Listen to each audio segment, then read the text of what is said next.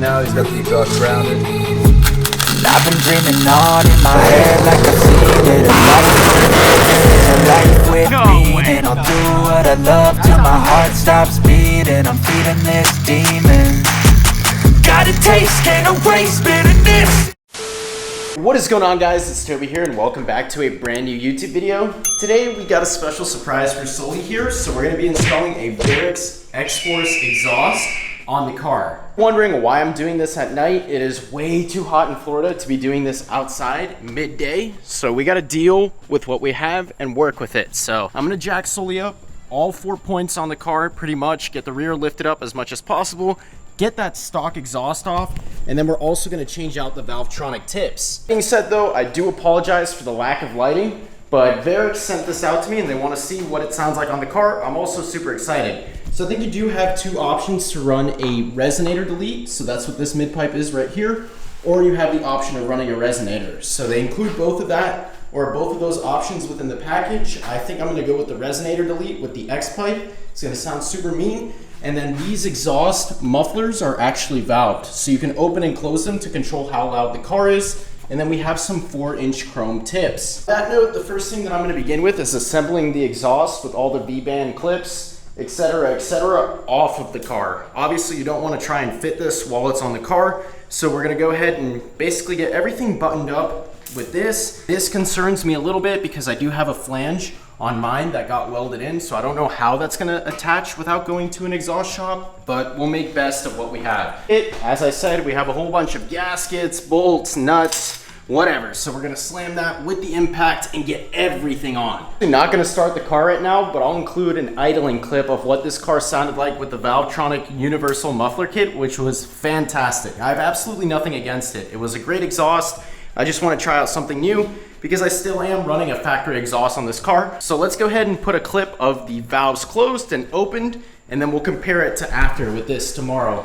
John's gonna go ahead and rev it to 2K with closed valves. Now we're gonna get some revs with the valves open. Self-explanatory here with the install, as I stated before. So we're gonna take one of those clamps, take it to the mid pipe, take an impact on the bolt, tighten it down, and it's pretty simple. So I guess you could weld this if you'd like, but this is intended to be clamped, because if it was intended to be welded, they wouldn't have included clamps here. So it is the middle of the night, it is boiling hot in here, so only imagine midday. So for these mufflers, you actually get gaskets included in the kit. We're gonna put it right here on the flange and then have that connect. So they also include 4 bolts within the kit. Should be pretty self-explanatory, just tighten them down on each side, but make sure to put the gasket because it'll probably leak without it. You're actually gonna need to take a wrench or possibly another socket.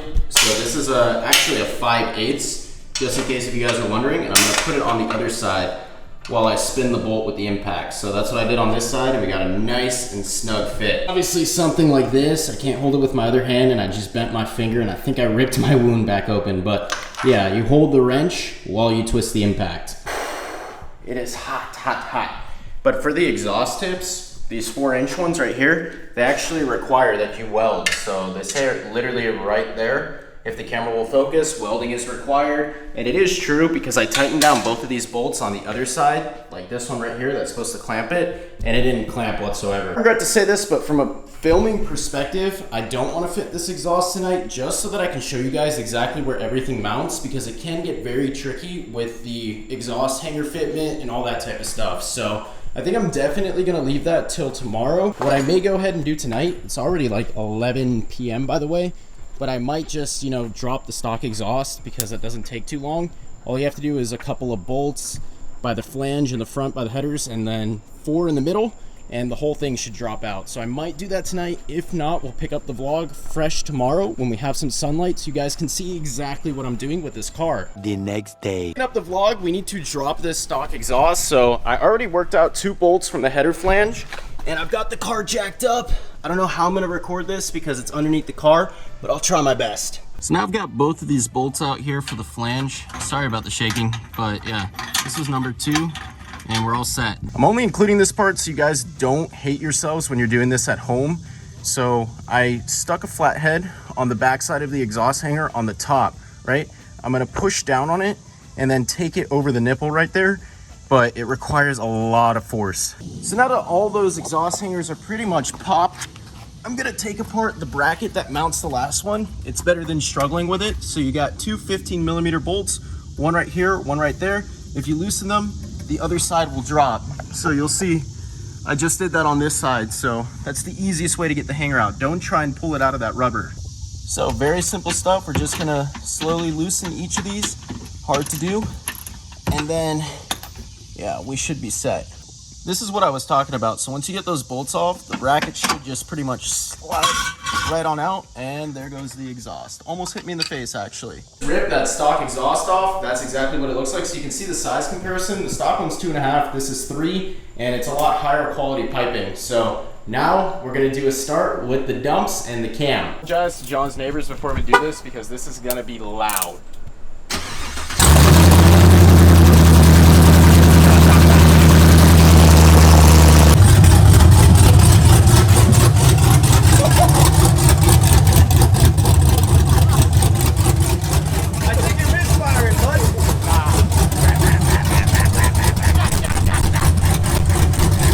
Said we do need the flange on the other side, so we're just gonna cut right through it.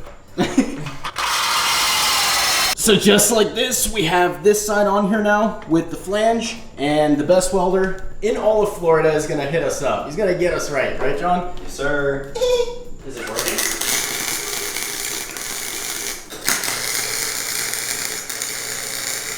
Really how you have it. Actually, no, it's flipped. Boys, we fit this underneath the car, and this collector portion right here that connects to the header is just a little bit too long. So we're gonna have to cut that once again, but we're calling it for the night. So if you recall, I had to go to an exhaust shop to get my stock exhaust completely modified in order to fit my long tube headers. It only made it up to the stock setup. And guess what? This exhaust was designed to be ran with stock headers. So we're gonna have to do a lot of custom fabbing to make this work, but we'll get it done. We're gonna have to cut this, cut a few things with the pipe, cut over here, and then transfer that flange over on this side too and some of the piping.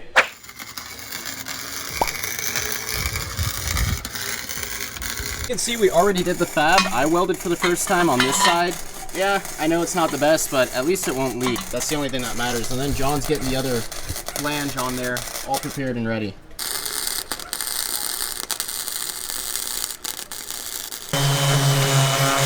You don't know what you're talking about. You don't know how to weld. So our custom fabrication came out pretty nice. We have both sides. Now we're tightening it down to the header, and we should be good to put the X pipe on. We've got this exhaust 100% buttoned up, so the valves are still closed because they're not wired yet, but we can do a cold start. That's muffled. Valves closed. So we're gonna weld those tips on next, and this is what it sounds like closed. All right, so Toby now, he's got the exhaust grounded. He's gonna tack it right underneath. Just a quick little tack weld on that muffler to keep the tips straight. Well, that's kind of embarrassing. I realized that I totally forgot to explain exactly how the valves open and close. So Varex will actually send you a cigarette port plug-in, as you can see right there, and it'll go to this box right here, which basically opens and closes the valves electronically with this controller. So it's actually within your realm to decide exactly how you want to hide all the wires, but basically what I did is lifted up the back seats. You just tug on them. It's super easy, and I also took off the back pad right there and ran it under the trunk liner. So if you look in the cabin of the car, you can't see any wires whatsoever, and it travels all the way to the rear trunk. Once again, not a single wire visible here. And then basically what I did is place it underneath this floor mat, which I don't think I'll be able to remove. Actually, never mind. Yeah, so I placed all the wires under there and then led the two plug-in wires through the back of the trunk liner right here. So the wires go through literally a hole that is located underneath your taillights on each side. And then the wires actually come over to the mufflers and plug in on each side. So I know it may be difficult to see, but there are plugins for them. So you can see the actuator right here. That's what opens and closes the valves. There's a plug-in for each wire. So you just want to transfer the wire through the bottom of the bumper, hide it 100% all the way in the cabin, and plug it in on each side of the mufflers. Look at this. I hold the power here with the Ghost Cam. This is with them open, right? Yeah. I have to close the windows. I got this pretty good.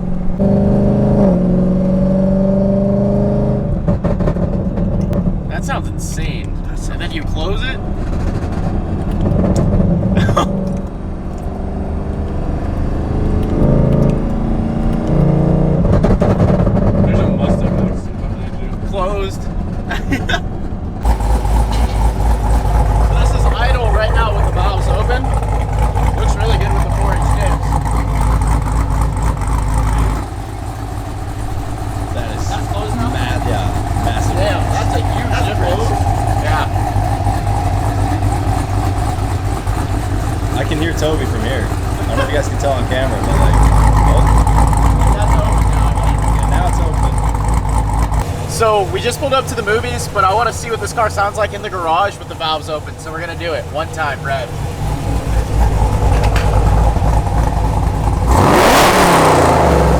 How'd it sound? Dude, that's loud. If you guys are watching this right now, I need you to go ahead and comment denominator minus numerator equals triple denominator 13,000. If you don't comment that exactly, you're not a real MF. You might as well dislike the video and unsubscribe. Good afternoon, everybody. Welcome back to the next day. Now, I told you guys we were gonna do some revs with Sully and the new exhaust, so we're gonna go ahead and do that with both open and closed valves. Sorry about that wind noise, that's annoying. Alrighty, boys, we're gonna begin with a closed exhaust rev up, so you can hear what it sounds like when it's very toned down. So not much in it, but it still has a good refined tone. And now we're gonna hit it with an open exhaust rev up. So let's get to the rear here. He just flipped them open.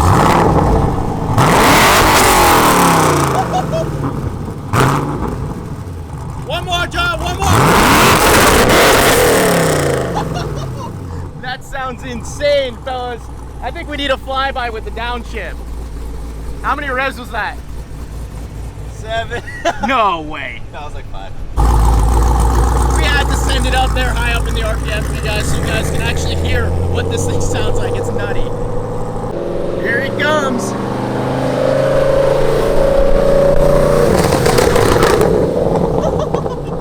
It's the bubbles, the bangs. You would think that this thing is a freaking BMW. Man, Sully's looking good. John loves revving up cars, huh? So if you guys enjoyed this video, please remember to comment, like, and subscribe. It took a lot of work to make this happen, so I hope you guys enjoyed it.